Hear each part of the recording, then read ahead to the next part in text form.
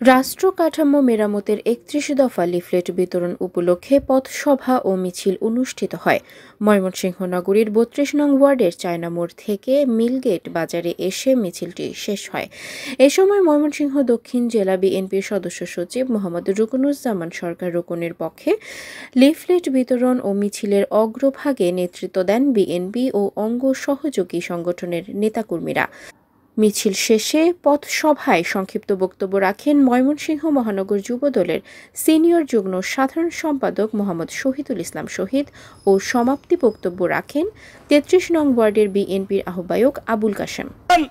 জাতীয়তাবাদী দল ময়মনসিংহ জেলা দক্ষিণ শাখায় যাকে তারেক রহমান যার প্রতি খুশি হয়ে যার আন্দোলন দেখে বাংলাদেশ জাতীয়তাবাদী দলের মতো ময়মনসিংহ সদর আসনের তাকে সদস্য সচিব হিসাবে নির্বাচিত করেছেন। আমরা বলতে চাই জনাব রুকনুজ্জামান এমন একটি নাম যার নামের পিছে কোনো অপবাদ নেই। ক্লিন ইমেজের একজন মানুষ যাকে মনোনয়ন দিলে চর অঞ্চল সহ এই সদরবাসী বিপুল ভোটে আগামী দিনে যেভাবে আমাদের সদরবাসী কখনো ভুল করে নাই, সদরের মানুষ কখনো ভুল করতে পারে না। সদরের মানুষ সবসময় তার সদরবাসী সদরের সন্তানকে বেছে নিয়েছে।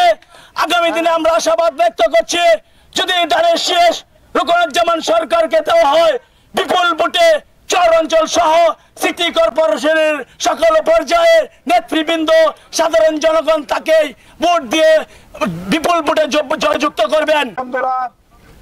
আগামী দিনে আমরা ধানের শীষের প্রার্থী রুকন ভাইয়ের পক্ষে জনমত গঠন করার জন্য সকলেই অক্লান্তভাবে পরিশ্রম করে নিজ নিজ এলাকায় জনমত গঠন করার জন্য সকলকে আহ্বান জানাই। পলাতক আওয়ামী ফ্যাসিস্ট সরকার ভারতে তার প্রধান ওইখান থেকে কি বলে, আর বাংলাদেশে যারা পাগলের মতো বাইরেতেছে আর ধরা খাইতেছে, জনগণ তাদেরকে গণদোলাই দিতেছে। ইনশাআল্লাহ জনগণই তাদেরকে প্রতিরোধ করবে।